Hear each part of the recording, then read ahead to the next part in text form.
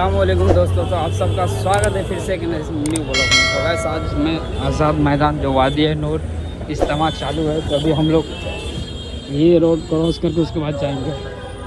चलो जो इज्तिमा के लिए आए इज्तिमा में जाइए, और जो लोग इज्तिमा के लिए नहीं आए वो बीच में ना रुकिए, तो अपनी मंजिल की तरफ जाइए।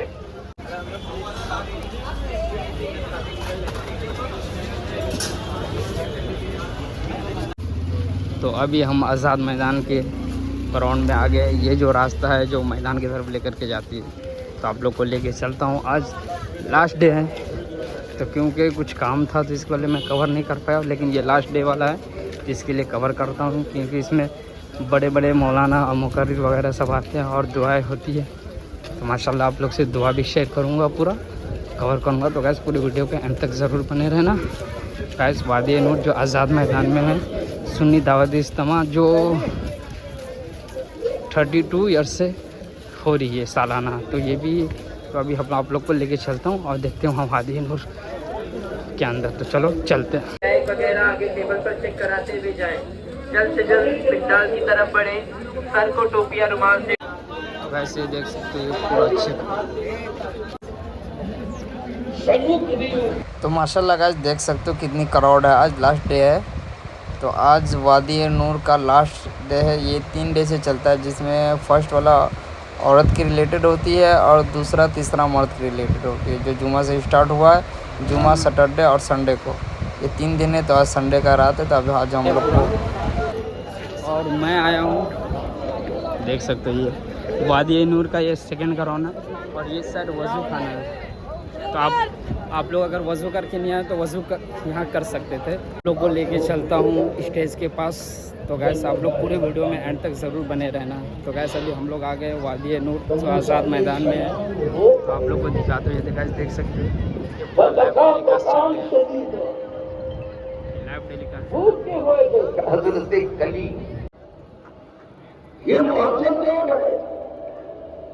एक जगह जल खत्म नहीं होती, दूसरी जगह फिर शुरू हो जाती।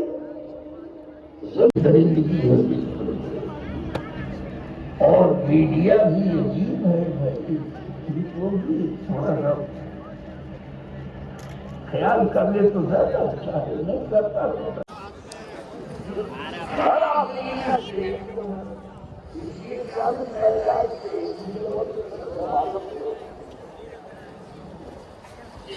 आदमी है, सब चीजें हैं।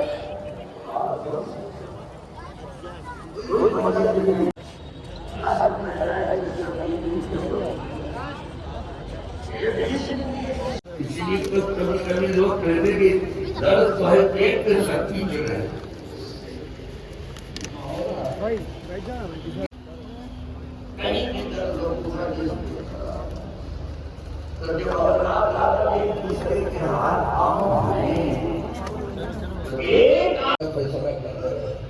नहीं कहते हैं कि उसमें बदर दाउरत रोज दिगर उजहारा न मानत करार, तो किस मेहनत दीगरां बेगमी है इंसान, तू दुश्मन तरीका हो गया है।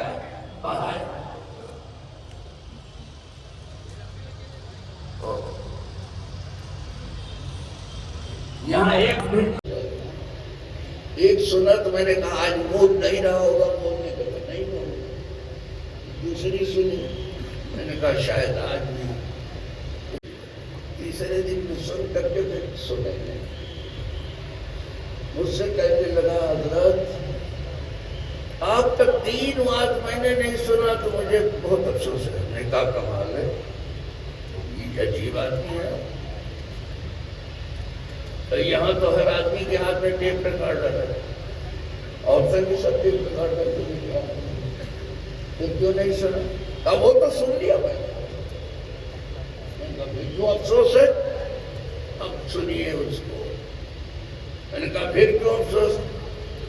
उसने कहा मैं सिर्फ आवाज नहीं सुनता, चेहरे का उतार चढ़ाव भी देखता। ये अंदर से बोल रहा है कि अलग से बोल रहा है? थ्रो हार्ट है, थ्रो टंग है, सिर्फ जुबान चला रहा है या दिल भी इसका हरकत में है? یہ بھی دیکھا کرو. جج بھی اپنی ایک ڈائری رکھتا ہے اپنے تاثرات لکھنے کے لیے. یہ بیان تو اس کا یہ ہے لیکن اس کا چہرہ بتاتا تھا کہ معاملہ کچھ اور. The face is the index of the heart. صورت بنی حال محفوظ. چہرہ دیکھ لو, چہرہ گواہی دیتا ہے. جو دل میں ہے میرے سنو یہ گواہی دیتا ہی ہے. تو بولے آپ نے 3 ماہ میں نیروبی چلا گیا تھا تو نہیں سنا. پیپر تو سنتا ہوں میں, وہ بھی دیکھتا ہوں. تو بات صرف اس لیے نہیں ہونا چاہیے کہ تھوڑی سی واہ واہ ہو جائے, تھوڑے سے نعرے لگ جائیں اور پھر اعلان کر دیا جائے کہ بہت کامیاب. یہ بات اس لیے بات میں درس کا ہی انداز اختیار. دین سکھایا, کتاب سکھائی جائے. یہ کہ پڑھ رہا ہوں. پھر اس سے میں نے پوچھا رمضان کا معنی کہ کس مقرر کی تقریر سے آپ متاثر ہو کے مسلمان ہوئے.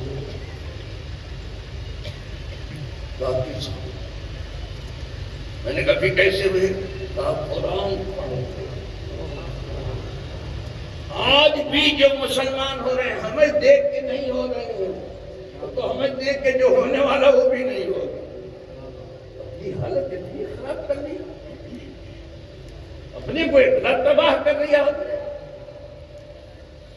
کہا قرآن پڑھو. ایک آیت پڑھی, اس نے کہا کہ اس آیت پر پہنچا ہوں میں اپنے طور قرآن پڑھتے پڑھتے سنبھال نہیں پایا, کلمہ پڑھو. ہمارے قرآن کی وہ شان ہے, اس سے شہر کے شہر فتح ہوتے. مدینہ کی بڑی خصوصیات آپ نے سنی. ابھی کہوں تو صاحب دیکھو اللہ اتنا بیان کرے کہ آپ کہیں پیدا ہوئے ہیں اور وہ علم و عمل کے گوہر نایاب بن کر دنیا بھر میں اپنی خدمات انجام دے رہے ہیں. اس میں سے بیشتر تو اسٹیج پر بھی جلوہ فرمایا ماشاءاللہ. تو میں حضرت امیر سنی دعوت اسلامی سے گزارش کروں گا کہ یہ ہدیہ تبریک اور داعیہ اسلام ایوارڈ حضور رئیس المفسرین حضرت علامہ ظہیر الدین خان صاحب قبلہ کی خدمت میں پیش فرمائیں.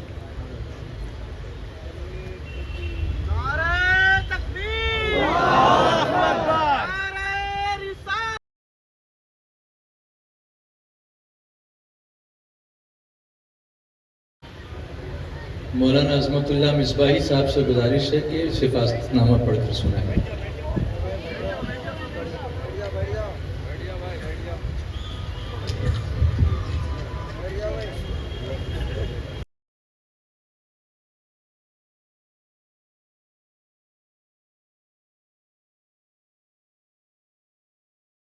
ہم مجرم ہیں, ہم نے علم میں ترقی نہیں کی.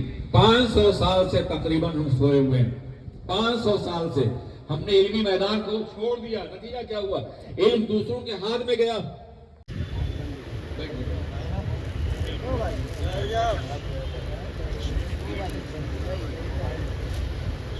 بسم اللہ الرحمن الرحیم.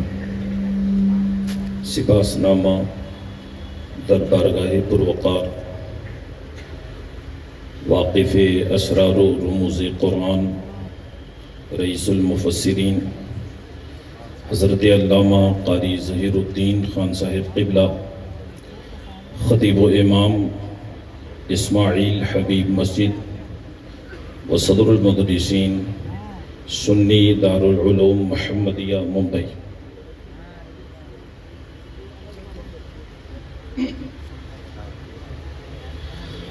افلاک علم و فضل پر سایہ گستری کے شرف سے بہت ساری شخصیتیں مشرف ہو چکی ہیں اور ہوتی رہیں گی, مگر انہی باوقار مشکبار شخصیتوں میں کچھ نابغہ روزگار ہستیاں بھی منصہ شہود پر جلوہ گر ہوئی ہیں, جو اپنے عمل, فکر محنت، درد امت، مجاہدانہ روش اور استقامت فی الدین کی وجہ سے اپنی مثال آپ بن گئی ہیں۔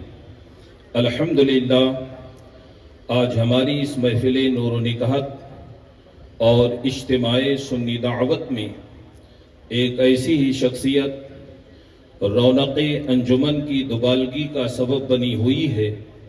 میری مراد استاذ الاساتذہ، واقف اسرار و رموز قرآن، ہمدرد قوم و ملت، رئیس المفسرین حضرت علامہ قاری ظہیر الدین خان صاحب قبلہ دامت برکاتہم القدسیہ سے، جنہوں نے 50 سالوں سے زیادہ عروس البلاد ممبئی میں رہ کر دعوت دین کا ایک ایسا منہج متعین فرمایا جو یہاں کی سنیت اور عوام اہل سنت کے لیے قیمتی اثاثہ اور سرمایہ بے بہا ہے۔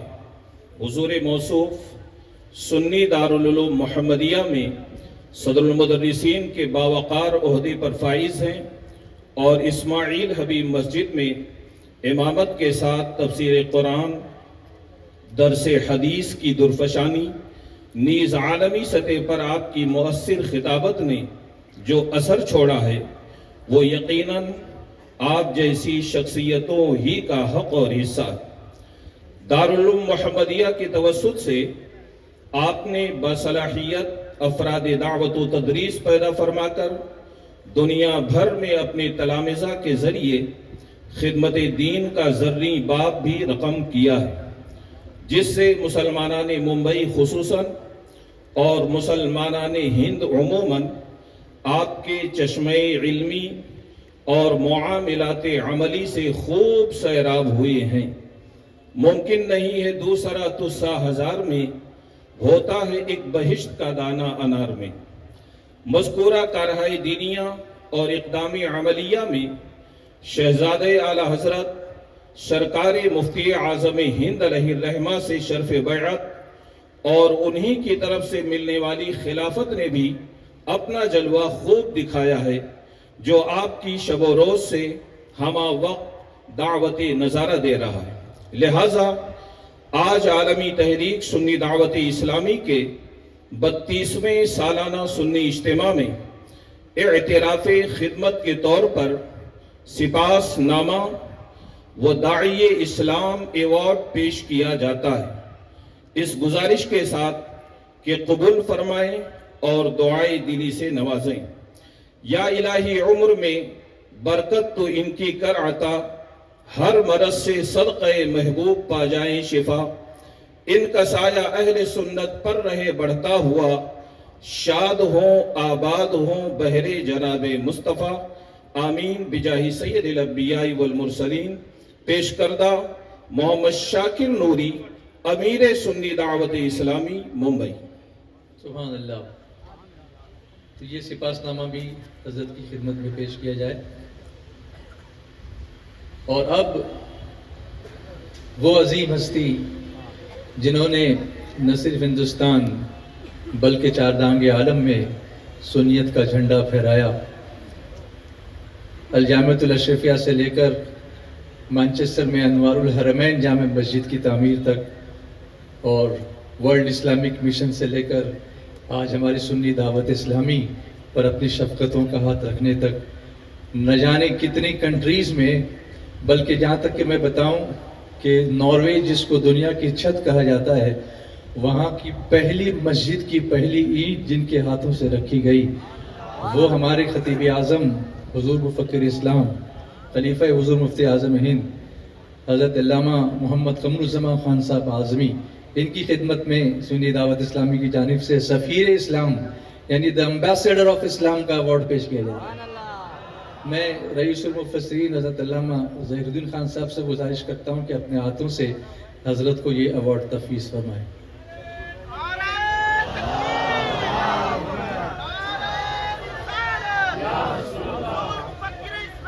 زندہ باد زندہ باد۔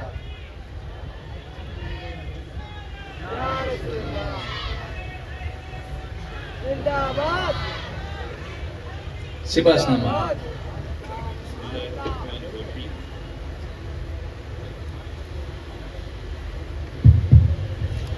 بسم اللہ الرحمن الرحیم. سپاس نامہ دربارگاہ تقدس مآب مفکر اسلام خطیب اعظم حضرت علامہ قمر الزمان خان اعظمی دامت برکاتہ القدسیہ.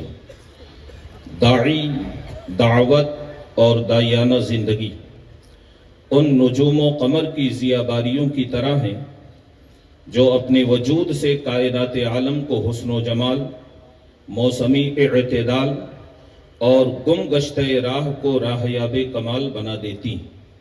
بحمد اللہ تعالی و تقدس آج اس علمی، فکری اور دعوتی کہکشاں میں ہمارے درمیان ایک ایسے ہی داعی دین برحق جلوہ نمائی کے شرف سے ہم سب کو مشرف فرما رہے ہیں، جو ہماری قوم کی رہنمائی کے لیے گردش نجوم اور فیض رساں قمر بن کر فراغت کے بعد سے اب تک قوم و ملت کی تشنا لبی کو جام شیریں سے بجھا رہے ہیں.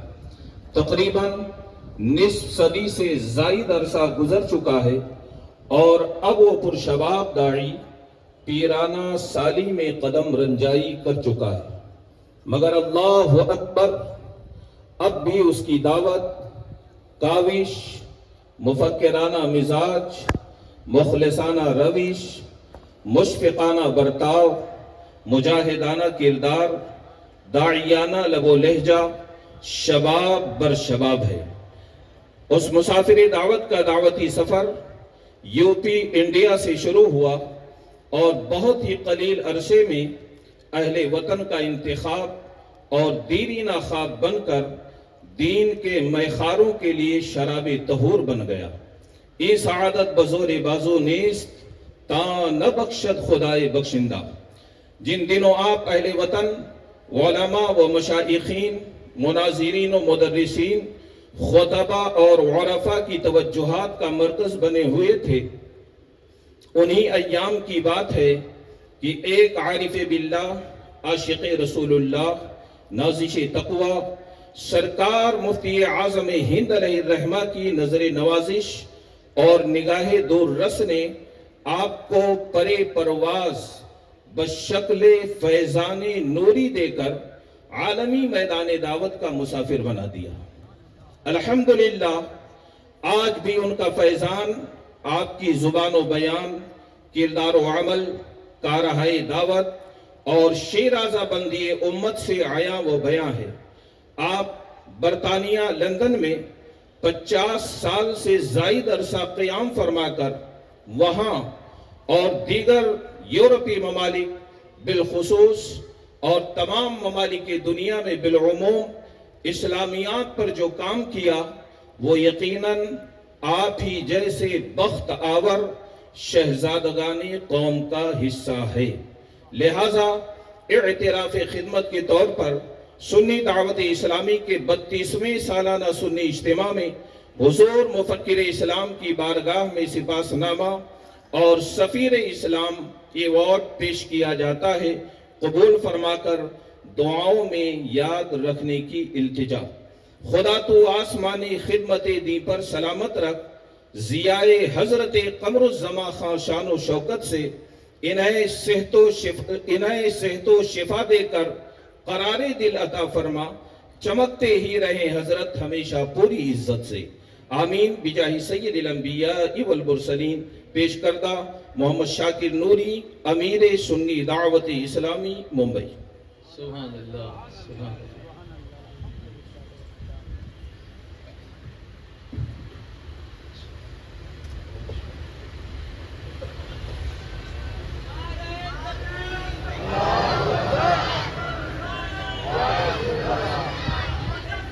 اور اب میں انتہائی عاجزانہ گزارش کروں گا حضور مفکر اسلام سے کہ حضرت اپنے خطاب سے ہم سب کو نوازیں.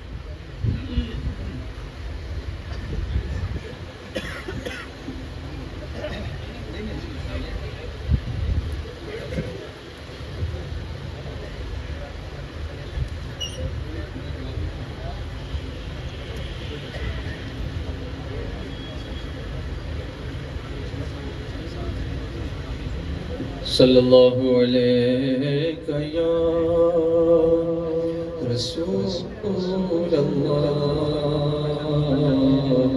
وسلم علیہ یا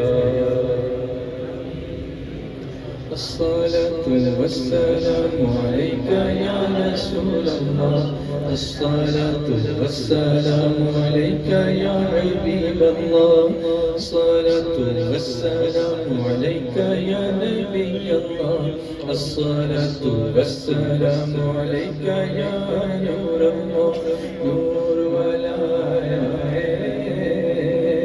ایمان ہے تالے مصطفیٰ ایمان ہے تالے مصطفیٰ قرآن ہے حالے مصطفیٰ قرآن ہے حالے مصطفیٰ اصحاب نجوم رہنما ہے اصحاب نجوم رہنما ہے اصحاب نجوم رہنما ہے رہنما ہے کشتی ہے آلے مصطفیٰ کشتی ہے آلے مصطفیٰ اللہ نہ چھوٹے دست دل سے اللہ نہ چھوٹے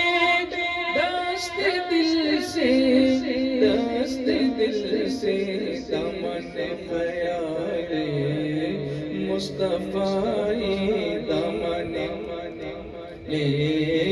مصطفیٰ ایمان ہے تالے مصطفیٰ آنکھیں تیری راہ تک رہی ہے آنکھیں تیری راہ تک رہی ہے راہ تک رہی ہے شمع جمال مصطفیٰ شمع جمال مصطفیٰ آنکھوں میں چمک کے دل میں آ جا آنکھوں میں چمک کے دل میں آ جا دل میں آ جا شمع جمال مصطفیٰ میرے دل مردہ کو جلا دے میرے دل مردہ کو جلا دے دل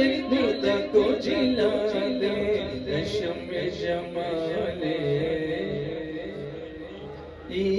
شمع جمال مصطفیٰ تقدیر چمک اٹھے رضا کی تقدیر چمک اٹھے رضا کی میری رضا کی شمع جمال مصطفیٰ الصلاة والسلام عليك يا رسول الله والسلام عليك يا حبيب الله الصلاة والسلام عليك يا نبي الله الصلاة والسلام عليك يا نور الله نور ولایا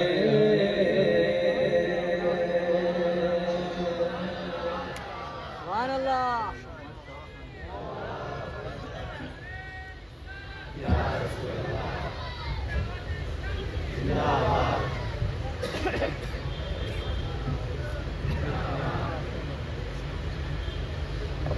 ہمارا شاگرد آپ تشریف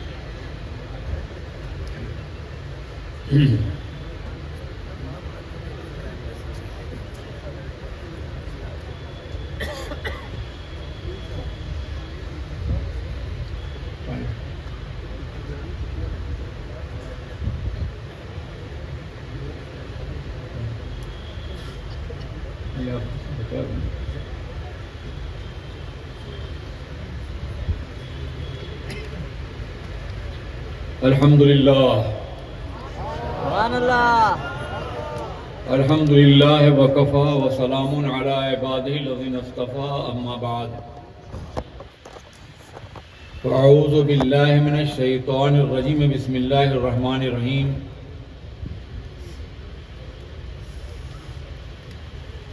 ان اللہ وملائکته یصلون علی النبی یا ایہا الذین آمنوا صلوا علیہ وسلموا تسلیما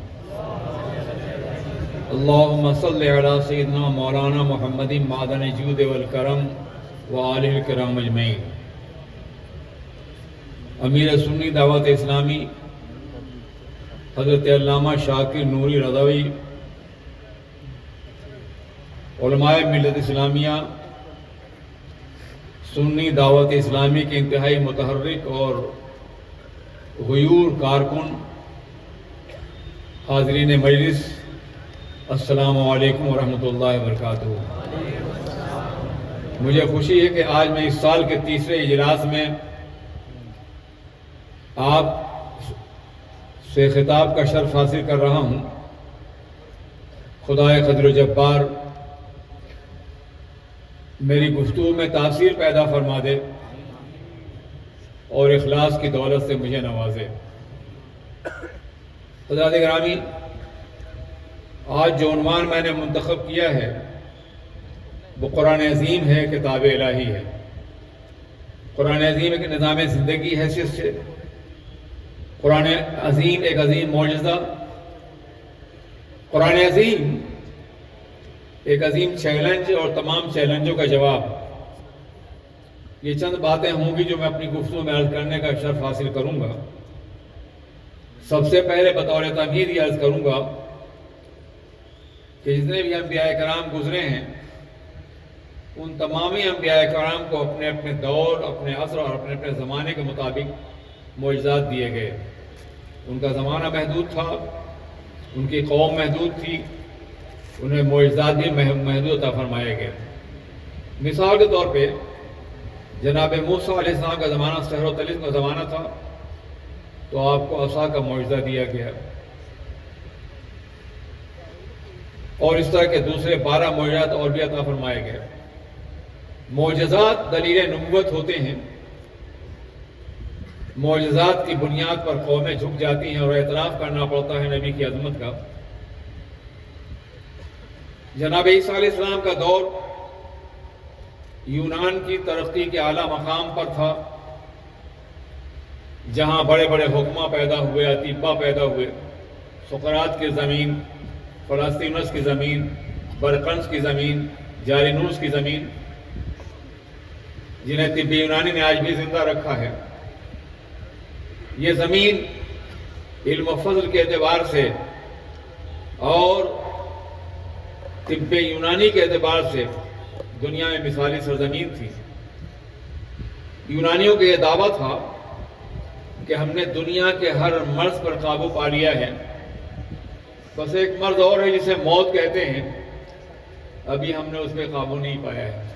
ہم ریسرچ کر رہے ہیں، تحقیق کر رہے ہیں، ایک وقت ایسا آئے گا کہ ہم موت پہ قابو پا لیں گے۔ نہ ہمیں مرنا ہوگا، نہ قبر میں جانا ہوگا، نہ خدا کی بارگاہ میں حاضر ہونا ہوگا، نہ حساب و کتاب کے مراحل سے گزرنا ہوگا۔ ابھی قابو پایا نہیں تھا اور نہ پا سکتے تھے۔ موت امر مبرم ہے، فیصلہ الہی ہے، لیکن وہ کوشش تو کر رہے تھے۔ آج کا سائنسداں بھی کوشش کر رہا ہے کہ موت پہ قابو پا لے گا وہ، اور صدیوں زندہ رہے گا وہ، ہزاروں سال کی حیات سے نوازا جائے گا، جو ناممکن ہے۔ چنانچہ ایسا ہوا کہ ایسے دور میں جناب عیسیٰ علیہ السلام کو مسیحا بنا کے بھیجا گیا۔ جناب عیسیٰ کی زندگی چیلنج کر رہی تھی کہ اے یونانیوں، تم موت کا علاج تلاش کرنا چاہتے ہو اور آؤ، اگر موت کو زندگی میں بدلتے دیکھنا چاہتے ہو تو نبی کی بارگاہ میں آؤ۔ نبی ٹھوکر لگاتا ہے، مردہ زندہ ہو جاتا ہے۔ زندگی نبی کے قدموں سے وابستہ ہے۔ قریب ہوتے جاؤ گے زندہ ہوتے جاؤ گے، دور ہوتے جاؤ گے مرتے چلے جاؤ گے۔ نبی سے قرب کا نام حیات ہے، حیات جاوداں ہے، اور نبی سے دوری کا نام موت ہے۔ اور یہی وجہ ہے کہ جہاں کا فلسفہ شکست کھاتا ہے وہ زیادہ جھک جاتے ہیں لوگ۔ جناب عیسیٰ پیدا تو ہوئے فلسطین میں، لیکن یونان جھکا، یورپ جھکا، مرکز وہیں بنائے گئے ان کے، اس لیے کہ ان کا فلسفہ شکست خوردہ ہوا تھا۔ عزیزان ملت اسلامیہ، انبیاء کرام کے معجزات مسلم ہیں، قرآن پاک نے اس کی تصدیق کی ہے، لیکن میں یہ عرض کرنا چاہتا ہوں جتنے انبیاء کرام دنیا میں تشریف لائے ان کو چند محدود معجزات دیے گئے، گنے چنے، جن کا شمار کیا سکتا تھا، مگر حضور سید عالم سرور کائنات کسی ایک دور کے نبی نہیں تھے، کسی ایک قوم کے نبی نہیں تھے، کسی ایک ملک کے نبی نہیں تھے، کسی ایک طبقے کے نبی نہیں تھے، کسی مخلوق کی ایک حیثیت کے نبی نہیں تھے، بلکہ یونیورسل پرافٹ تھے، پوری کائنات کے نبی تھے۔ اس لیے اور انبیاء کرام کو معجزات دیے گئے مگر حضور کو معجزہ بنا دیا گیا۔ وہ چلیں تو معجزہ ہو، وہ بیٹھیں تو معجزہ ہو، وہ سر جھکائیں تو معجزہ ہو، وہ سر اٹھائیں تو معجزہ ہو، تبسم ریز ہو معجزہ ہو، تکلم نوا ہو تو معجزہ ہو، قدم ناز رکھیں تو پتھر نقشے کیفے پائے مستوى اتار لیں، نہ میرے دل نہ جگر پر نہ دیدہ تر پر، کرم کریں تو نذرانے قدم و پتھر پر۔ پوری ہر ادا معجزہ، ہر لمحہ حیات معجزہ، ہر ایمان نظر معجزہ، ہر تبسم معجزہ، ہر نظر معجزہ، ہر تکلم معجزہ، پورا وجود معجزہ۔ اور پھر وہ معجزات جو انبیاء کرام کو دیے گئے وہ سب آپ کی ذات گرامی میں جمع کر دیے گئے۔ بلا شبہ جناب عیسیٰ علیہ السلام مردوں کو زندہ کرتے تھے، مگر مردوں میں پہلے بھی لائف موجود تھی، دوبارہ لوٹا دیا انہوں نے۔ پتھروں میں لائف تو نہیں ہوتی ہے، درختوں میں زندگی تو نہیں ہوتی ہے۔ جناب عیسیٰ نے مردوں کو زندگی دی، میرے پیغمبر نے پتھروں کو حیات فرمائی، درختوں کو بولنے کی طاقت دی، کائنات کا ذرہ ذرہ کلام کرتا ہوا نظر آیا۔ عزیزان میرے اسلامیہ، جناب موسیٰ علیہ السلام نے اپنے عصا کے ذریعے سے انقلاب برپا کیا، مگر سرکار کے مقدس عصا نے امت مسلمہ کو نہیں پوری کائنات کو سہارا دیا۔ میرے عزیز ساتھیوں، میرے دوستو، جناب نوح علیہ السلام نے کشتی چلائی، کشتی بنتی ہے چلنے کے لیے، مگر حضور نے اشارہ فرمایا تو پتھر جو ڈوب جانے کے لیے ہوتا ہے وہ سطح آپ پہ تیرتے ہوئے قدموں کو بوسہ دیتا ہوا نظر آتا ہے۔ عزیزان، وہ سارے معجزات نبی کی ذات میں موجود تھے جس کا تذکرہ کرنا بہت زیادہ وقت چاہتا ہے، مگر میں عرض کرنا چاہتا ہوں جیسا میں نے کہا کہ جیسا چیلنج ہوتا ہے جواب بھی ایسے ہی ہوتا ہے۔ اس زمانے کا انسان خلاؤں میں پرواز نہیں کرتا تھا، آج کا انسان خلاؤں میں پرواز کر رہا ہے۔ تو پیغمبر اعظم کو معراج کا موعظہ دے کر کے بتایا گیا تم جہاں جہاں جاؤ گے وہاں نقش کفے پائے مصطفیٰ نظر آئے گا۔ یہ معجزہ بھی سرور کائنات کی مقدس حیات طیبہ کا ہے۔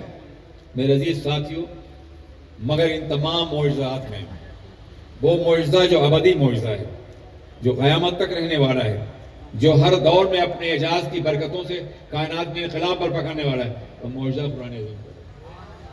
اور آج میں اسی اعجاز کے بارے میں کچھ باتیں عرض کرنا چاہوں گا۔ قرآن عظیم نے آج سے 1400 سال پہلے چیلنج کیا، اگر تم اس بات میں شک کر رہے ہو جو ہم نے اپنے بندے خاص پر نازل کیا ہے کتاب، تو اس کے جیسی ایک صورت ہی بنا لو، چند آیتیں ہی بنا لو۔ میں عرض کرنا چاہتا ہوں کبھی آپ نے سوچا کیا ضرورت تھی بدر میں اپنے بچوں کو کٹوانے کی؟ کیا ضرورت تھی کہ اب پیغمبر اعظم کے مقابلے میں جنگ کرنے کی؟ جب چیلنج یہ تھا کہ ایک صورت بنا لاؤ تو پورا عرب مل کے ایک صورت بنا لیتا، نبوت بیٹھ جاتی۔ مگر جنگ کرنا آسان تھا، 70 لاشیں اٹھانی آسان تھی، مگر ایک آیت بنانا ناممکن تھا ان کے لیے۔ اور یہ جاہل لوگ نہیں تھے، انہیں اپنے ادب پر ناز تھا، اپنی زبان پہ ناز تھا، اپنے کو عربی کہتے تھے، ہم کو عجمی کہتے تھے۔ عجم کے معنی گونگے کو ہوتے ہیں، اپنے کو بولنے والا سمجھتے تھے، فصیح و بلیغ قرار دیتے تھے، اور ہم کو عجمی اور اندازہ بھی ہوتا ہے۔ اگر کبھی آپ نصوص ادبیہ کو پڑھیے، ادب جاہلی کو پڑھیے، اسلام سے پہلے کے ادب کو پڑھیے تو آپ کو حیرت ہوگی۔ جن لوگوں نے وہ اشعار پڑھے ہیں انہیں معلوم ہوگا کہ آج ترقی یافتہ زبان اور شاعری جس قدر محتاط نظر نہیں آتی ہے، اس سے زیادہ محتاط عربوں کا ادب نظر آتا ہے، ان کی زبان نظر آتی ہے، ان کی فصاحت نظر آتی ہے، ان کی بلاغت نظر آتی ہے۔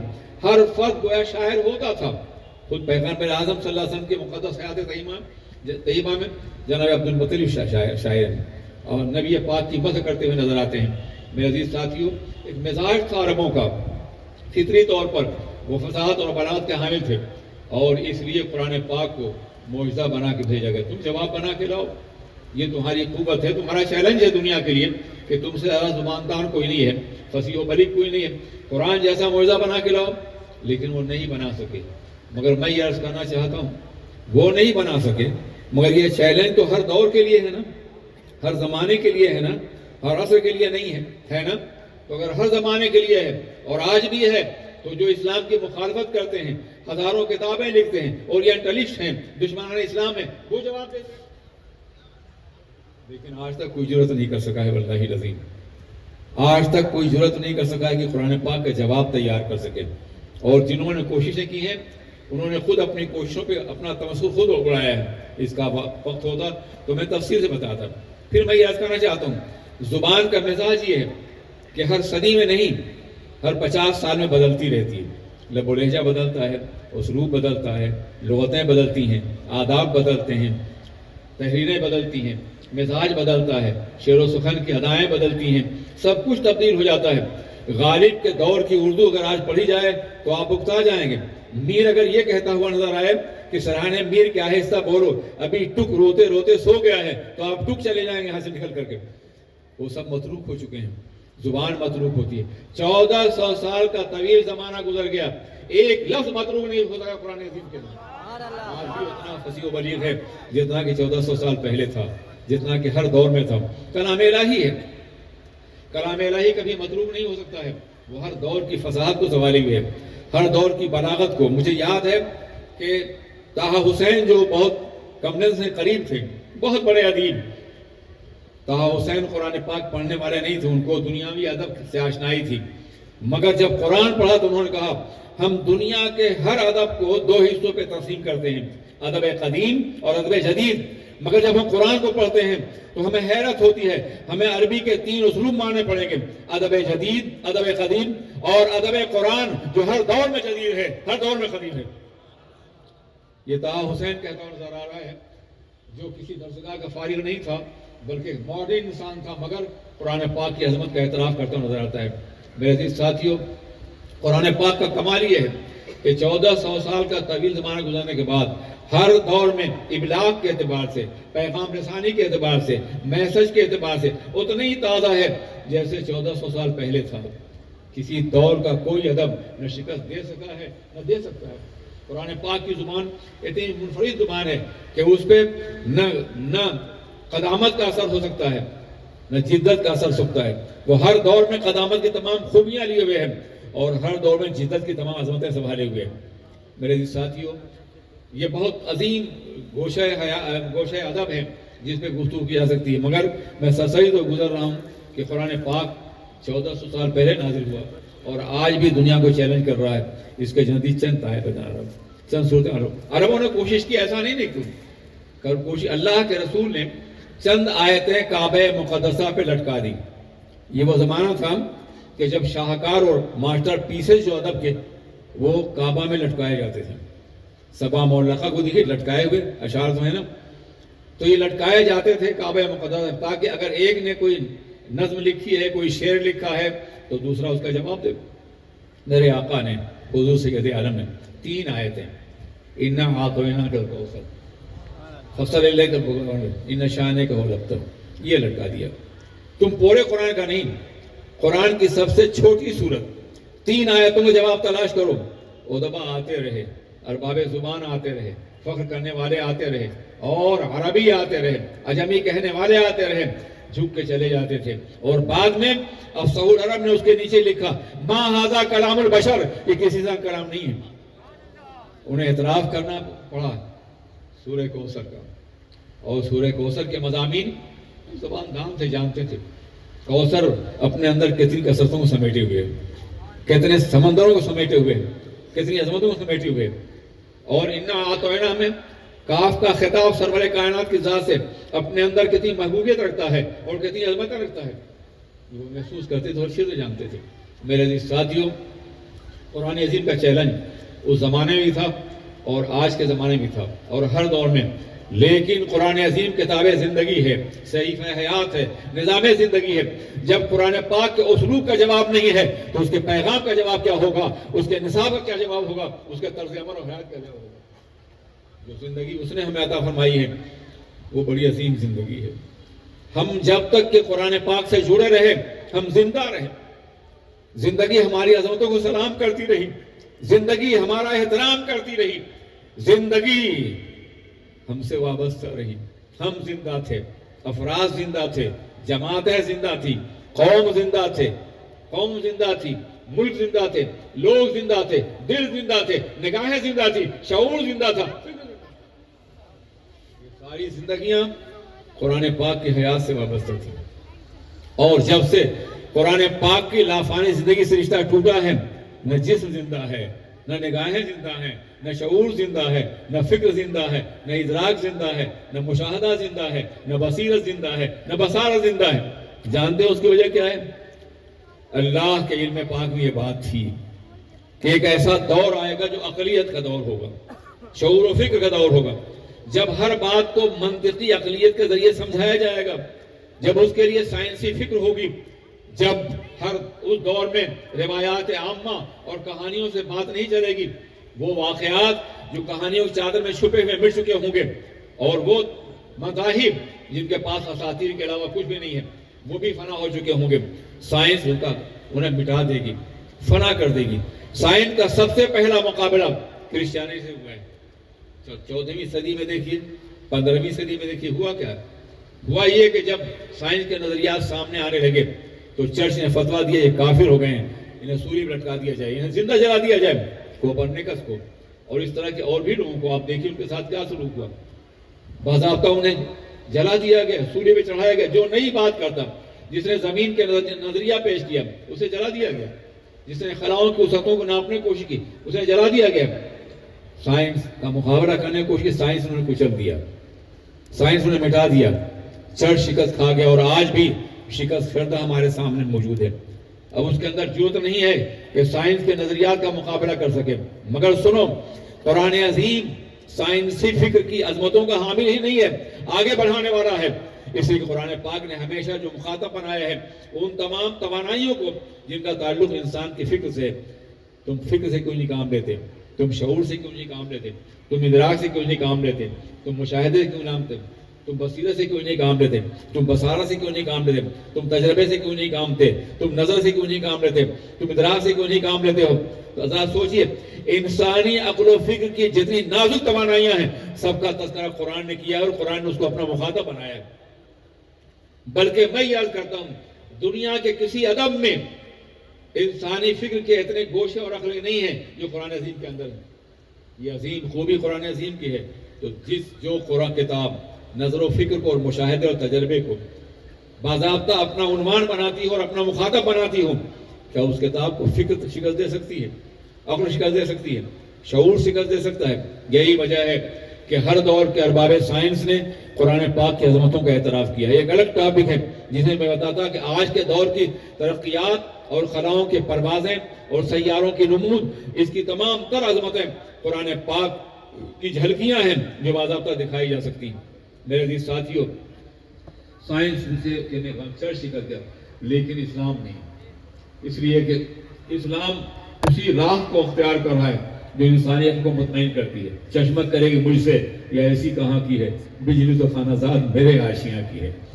جس کتاب الہی نے شعور و فکر کی راہ ہموار کی، اس کتاب الہی کا مقابلہ نہیں کرتا۔ ہاں اتنا ضرور رہا ہے کہ جس کتاب نے ہم کو زندگی دی تھی، ہماری فکر کو توانائی بخشی تھی، ہمیں غالب کیا تھا دنیا پر، جس کتاب کے پڑھنے والے سائنس کے تمام شعبوں کی رہنمائی کرتے تھے، جس کتاب کو پڑھنے والے الجبرا ایجاد کرنے والے تھے، جس کتاب کے پڑھنے والے باضابطہ خلاؤں کی پیمائش کرنے والے، جس کتاب کے پڑھنے والے سیاروں کی وسعتیں ناپنے والے تھے، جس کتاب کے پڑھنے والے میڈیکل سائنس کے ادوات باضابطہ ایجاد کرنے والے تھے، جس ستاروں کے پڑھنے والے نقاشی کا نظام قائم کرنے والے تھے، جس قرآن کے پڑھنے والے دل کی دھڑکنوں کا مطالعہ کرتے تھے اور بغیر کسی ذریعے کے سارے امراض کا پتہ بتا لیتے تھے، وہ کتاب قرآن عظیم تھی۔ اس لیے قرآن عظیم نے ہمیشہ دیا ہے کہ تم علوم کے ان تمام میدانوں کو ڈسکور کرنے کی کوشش کرو، شعور و فکر کی ان تمام راہوں میں چلو جو تم سے ممکن ہو سکے۔ اسلام سائنس کا مخالف نہیں ہے، بلکہ سائنس اسلام کی تائید کرتی نظر آتی ہے۔ میرے ساتھی وقت ہوتا تو میں چند مثالوں کے ذریعے آپ کو سمجھانے کی کوشش کرتا کہ کس طرح سے قرآن عظیم نے سائنسی تحقیقات کو نہ صرف یہ کہ مبرہم کیا ہے بلکہ اس سے زیادہ وسعتیں دی ہیں، اور ابھی بہت سی خلائیں ہیں جو باضابطہ موجود ہوگی۔ تم نے سماوات کے بارے میں بارہ پڑھا. یہ جو نظر آتا ہے یہ فریب نظر ہے, یہ سماوات نہیں ہے. اور آج عالم یہ ایک دنیا دریافت کر چکی ہے. یہ جو سورج ہمارا ہے کروڑوں میل کی وسعتوں کا حامل, اس سے بڑا سورج طلوع ہو چکا ہے جو کسی اور سماوات میں کسی سما کی نمائندگی کرتا نظر.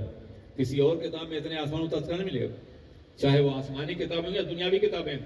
یعنی ابھی تحقیق کا راستہ وہاں آپ کو لے جا رہا ہے جس کی رہنمائی قرآن پاک نے کی ہے. بلیک ہول کے جن امکانات کا جائزہ آپ لے رہے ہیں قرآن پاک نے اس کی مثالیں پہلے پیش کر دی. آپ ذرا سوچیں اور غور کریں یہ سب کیسے ہو رہا ہے. پہلے ہی سے موجود ہے کہ یہ ایک زمین نہیں, یہ ایک آسمان نہیں, سماوات ہیں. 7 آسمانوں کا تذکرہ بار بار کیا گیا ہے. کبھی کبھی ان 7 آسمانوں کو ہم مریخ سے چاند سے نیپچون تک ناپ لیا کرتے تھے, لیکن اب یہ 7 آسمان وہ نہیں ہیں بلکہ یہ تو ایک آسمان کی مختلف گردشیں ہیں. وہ 7 آسمان ابھی انسانی نگاہوں سے پوشیدہ ہیں جن کی تحقیق اور ریسرچ کو کر کے قرآن پاک کی تصدیق کی جائے گی. میرے عزیز ساتھیوں, میرے عزیز دوستوں, اس طرح کی بہت سی باتیں ہیں جو کبھی عرض کی جاتی ہیں. کبھی آپ نے دیکھا ہوگا کہ سمندر میں 2 طرح کے پانی ہوتے ہیں, یہ میٹھا ہے, یہ کھارا ہے, یہ کالا ہے, یہ گورا ہے. دونوں مل کے پڑھ رہے ہیں اور مل نہیں رہے ہیں. دونوں رقت رکھتے ہیں, دونوں سیار رکھتے ہیں, دونوں مل رہے ہیں. دونوں چل یہ پانی گورا ہے, یہ میٹھا ہے, یہ کھارا ہے. آپ جان سکتے ہیں, آپ نے سمندروں کا سفر کیا ہوگا, بلکہ سمندر ہے, دریاؤں میں بھی یہ کیفیت پائی جاتی ہے. آپ الہ آباد جائیں, جمنا اور دوسرے ندی جو ہے بالکل بالکل الگ ہوتی ہے. یہ کیوں ہوتا ہے؟ کبھی آپ نے سوچا ایسا کیوں ہے؟ یہ الگ کیوں ہوتے ہیں؟ پانی ہے, ملنا چاہیے انہیں. میرے عزیز ساتھیوں, قرآن عظیم ارشاد فرماتا ہے کہ اللہ نے انہیں پیدا کیا, ان میں ایک آڑ رکھ دی ہے. آڑ کا جو بھی مفہوم پہلے بتایا گیا ہو, قرآن پاک کا کمال یہ ہے کہ عہد رسالت کے دور میں انسان جو سمجھتا تھا اس کے مطابق ہوئی ہے, اور آج کے دور میں انسان جو ترقی کرتا ہے اس کے مطابق ہوئی ہے. آج کی سائنس کہتی ہے کہ رقت و سلام رکھنے والی چیزوں کے درمیان میں باضابطہ ایک سطحی تناؤ ہوتا ہے, رقیق اشیاء کا سطحی تناؤ. ہر چیز اپنی سطح کو سمیٹے رہتی ہے اور دوسرے سے ملنے سے, مثلا پانی بھی رقت رکھتا ہے اور تیل بھی. دونوں کو ملائیے تو پانی ادھر بھاگے, تیل ادھر بھاگتا جائے. رقت ہے مگر ایک رقت نہیں ہے. تو دریاؤں میں یہ سطحی تناؤ جو ہے ان کو ملنے سے روک رہا ہے. تم نے آج 1400 سال کے بعد دریافت کیا ہے, قرآن پاک نے 1400 سال پہلے ہی کہا تھا. آج تم نے کہا کہ ہماری یہ زمین وجود میں آئی ہے تو اس کی وجہ دراصل بگ بینگ کا معاملہ ہے. ہم زمین و آسمان ملے ہوئے تھے, ایک تھے, اچانک کوئی دھماکہ ہوا, اس دھماکے سے زمین الگ ہو گئی, سیارے الگ ہو گئے, ایک کائنات بن گئی. یہ آج کہہ رہے ہو نا, قرآن عظیم ارشاد فرماتا ہے وَالْأَرْضَ بَعْدَ ذَلِكَ دَحَاهَا فَأَخْرَجَ مَعَهَا وَمَرْعَاهَا. وہی پروردگار عالم ہے جس نے تخلیق زمین کے بعد اسے پھاڑ دیا, اسے سبزہ بھی نکالا اور پانی بھی نکالا. ذرا سوچیں, قرآن عظیم جو آج سے 1400 سال پہلے کہہ رہا ہے, تم کہہ رہے ہو یہ اتفاق کا دھماکہ ہے, ایکسیڈنٹل ایسا ہو گیا ہے. میں کہتا ہوں جس کو تم اتفاق کہتے ہو ہم اسے خدا کی قدرت کہتے ہیں. جہاں جہاں تم لفظ اتفاق یوز کرو گے, تم دہریہ ہو, تم ملحد ہو, خدا کو ماننے والے نہیں ہو, مگر ہم اسے خدا کی قدرت کہیں گے, اتفاق کا نہیں. اتفاق اتنا حسین نہیں ہوتا کہ سیاروں کشی پیدا ہو جائے, چاند کی جگمگاہٹ ہو, سورج کی تمنائی ہو اور کہکشاں کا نظام ہو. اتفاق اتنا حسین نہیں ہوتا جتنا حسین یہ کائنات بنائی گئی ہے اور جس کا تذکرہ قرآن پاک نے اسی حسن کے ساتھ کیا ہے جو آج کائنات کے اندر موجود ہے. اتفاق اتنا حسین تو نہیں ہوتا. میں مثال دوں, ایک لوٹا پانی زمین میں ڈالیں آپ اور سیاہی ڈال دیں یا سیاہی, اور سمجھیں کہ اس سے آسٹریلیا کا جغرافیائی سیاسی نقشہ بن جائے گا, بن جائے گا ایسا کرنے سے؟ یہ اتفاق ہے. اتفاق کے نتیجے میں کوئی نظام تشکیل نہیں پاتا, مگر یہ کائنات کا حسین ترین نظام, یہ سیاروں کا نظام, یہ سیاروں کا شکل جو ایک دوسرے کو باضابطہ ملنے سے روک رہی ہے, یہ سب کچھ اتفاق نہیں, اس مدبر حقیقی خلاق کائنات کا نظام ہے جو کائنات کے اندر پھیلا ہوا ہے. فرق صرف اتنا ہے کہ ہمارے لوگوں کی اور ہماری ذمہ داری یہ ہے کہ اتفاق کا دعویٰ کرنے والوں کو ہم باضابطہ سمجھائیں کہ اتفاق نہیں, خدا کی قدرت کو مانو, خدا کے نظام کو مانو. عنایت اللہ مشرقی ایک عظیم ریاضی داں تھے, وہ جرمنی پڑھ رہے تھے. ایک روز انہوں نے دیکھا کہ ان کا پروفیسر جا رہا ہے چرچ کی طرف, بغل میں بائبل دبی ہوئی ہے, بارش کے ترشح ہو رہا ہے. کہا سر بارش ہو رہی ہے, اسے چھتری ٹانگ لیا, اتنا ڈوبا ہوا تھا کہ اسے بارش کا احساس نہیں تھا. کہا سر کہاں جا رہے ہیں؟ کہا چرچ جا رہا ہوں. کہا سر چرچ آپ جا رہے ہیں؟ سائنسداں تو چرچ کا انکار کرتے ہیں، آپ سائنس کے استاذ ہیں اور بڑے معروف استاذ ہیں، اور آپ چرچ جا رہے ہیں؟ تو کہا سنو، مجھے سائنسی چرچ کے بتائے. میں جب آسمان کے نظام پہ غور کرتا ہوں، سیاروں کے نظام پہ غور کرتا ہوں، تو مجھے بے پناہ حیرت ہوتی ہے کہ اس کا پیدا کرنے والا، اسے باقی رکھنے والا کوئی اتفاق نہیں ہے، کوئی ہے خالق اور مالک. جس قدر میں غور کرتا ہوں حیرت میں ڈوبتا چلا جاتا ہوں. اس لیے مجھے تو دراصل میرے علم ہی نے چرچ کا راستہ دکھایا ہے، بائبل کا راستہ. عنایت اللہ نے کہا کہ ایک آیت کریمہ سنیے. قرآن پاک میں باضابطہ فرمایا گیا کہ ہم نے اہل علم کو، اللہ سے ڈرنے والے اہل علم ہوتے ہیں، علماء اللہ سے ڈرنے والے ہوتے ہیں. بچوں نے کہا کیا قرآن پاک کی آیت ہے کہ علماء اللہ سے ڈرنے والے ہوتے ہیں؟ انما یخشی اللہ من عبادہ العلماء. یہ کیسے ممکن ہے؟ اب تک تو مذہب کی بنیاد اندھ وشواس پہ ہوتی تھی، غیر یقینی حالات پہ، روایات پر، کہنہ روایت پہ ہوتی تھی. یہ قرآن ہے جو باضابطہ طور پہ اللہ کی خشیت کی بنیاد علم کو قرار دے رہا ہے. اگر ایسا ہے تو قرآن سچا ہے. اگر ایسا ہے تو قرآن سچا ہے، اس لیے کہ علم کو خشیت الہی کی بنیاد کسی نے نہیں قرار دیا. جتنے مذاہب ہیں انہوں نے انتہائی عجیب طرح کے واقعات سے اللہ ڈرانا چاہے، مگر قرآن علم کے ذریعے ڈرا رہا ہے. انما یخشی اللہ من عبادہ. جتنا علم بڑھتا جائے گا خدا سے خوف بڑھتا جائے گا. ایک اور سائنسداں کہتا ہے کیا وہ پروردگار جس نے آنکھ کے پیچیدہ نظام کو پیدا کیا ہے، کیونکہ وہ سمجھتے ہیں کہ کیا وہ آنکھ والا نہیں ہوگا، کیا وہ دیکھ نہیں رہا ہوگا؟ تنہا آنکھ کا پیچیدہ نظام کس قدر عظیم ہے. کسی ایک عضو کے نظام پہ غور کرو آپ تو خدا کی قدرت اور اس کی عظمت کا احساس نظر آئے گا.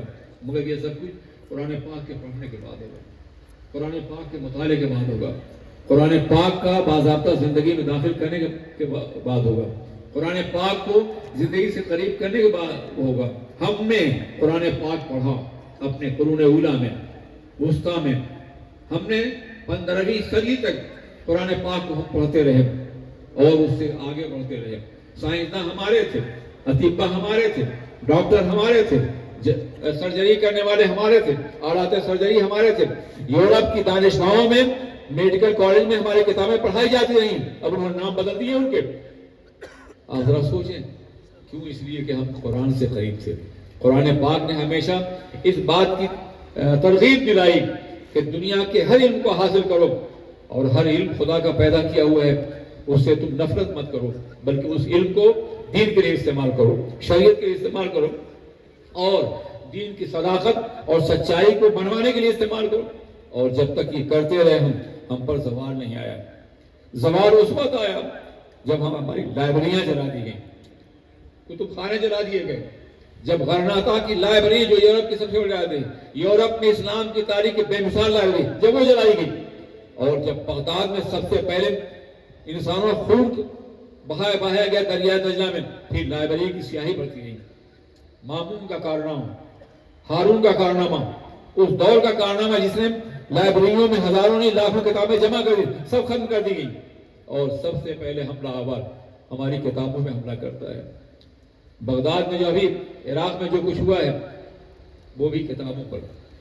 بوسینیا میں جو سب سے لائبریری تھی اسے پہلے جلایا گیا انسانوں سے پہلے اور مسیح سے پہلے، اس لیے کہ وہاں تاریخیں مسلم محفوظ تھی. میں عرض کرنا چاہتا ہوں یہ کتنا بڑا المیہ ہے کہ دنیا ہماری تاریخ مٹانا چاہتی ہے اور ہم خود اپنی تاریخ مٹانا چاہتے ہیں. کبھی شعور نہیں آتا کہ اپنے کو پڑھیں. نہیں پڑھیں گے تو ملحد ہو جائیں گے، نہیں پڑھیں گے تو بے دین ہوں گے، نہیں پڑھیں گے شریعت کو نہیں سمجھیں گے، نہیں پڑھیں گے تو اسلام سے دور ہو جائیں گے، نہیں پڑھیں گے تو کٹیں گے. پڑھنا بے پناہ ضروری ہے، تعلیم بے پناہ ضروری ہے ہمارے لیے. آپ ذرا قرآن پاک کا مطالعہ کریں. علم کے حوالے سے 82 مقامات پر علم اپنے تمام مشتقات ساتھ موجود ہے. آپ علم، لفظ علم اتنے مقامات موجود ہے قرآن پاک کے اندر، اور اپنے مترادفات اور ہم معنی الفاظ کے اعتبار سے ہزاروں مقام پر. فکر ہو، شعور ہو، نظر ہو، ادراک ہو، بصیرت ہو، بصارت ہو، ان سب کے لیے آیتیں تلاش کیجیے آپ. جو قرآن پاک کو علم کی اتنی کو نظام رحمت ہوتا، نظام آئین رحمت ہوتا. اس ناپید خیمی غزل صورت مار عقل کو تابع فرمانے نظر کر نہ سکا، ڈھونڈنے والا ستاروں گزرگاہوں کا اپنے افکار کی دنیا میں سفر کر نہ سکا، جس نے سورج کی شعاعوں کی افطار کیا، زندگی کی شب تاریخ سہر کر نہ سکا، اپنی حکمت کے پیش میں ایسا الجھا، آج تک فیصلہ نفع و ضرر کر نہ سکا۔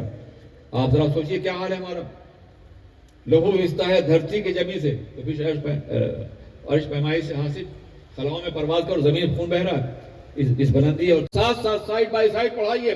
ایک وقت ایسا آئے گا کہ آپ کا بچہ سائنسداں بھی ہوگا اور قرآن کا علم بھی رکھے گا۔ آگے بڑھیے اس میدان میں، قرآن سے اپنا رشتہ جوڑیے، قرآن کامیابی کی ضمانت ہے، وہ معزز سے زمانے مسلمان ہو کر اور ہم اور ہوئے تارک قرآن ہو کر ہماری رسوائی کی وجہ صرف یہ ہے۔ السلام علیکم۔